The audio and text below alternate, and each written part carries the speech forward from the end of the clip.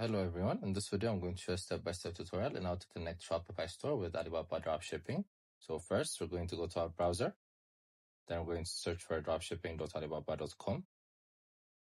So as you can see, this is their official website for dropshipping. So we're going to scroll and click on store. Then as you can see, there's the Shopify option. We're going to click on add store. Then it's going to allow us to copy the URL from our Shopify store, which we're logged in. Then I'm going to copy it, then paste it there.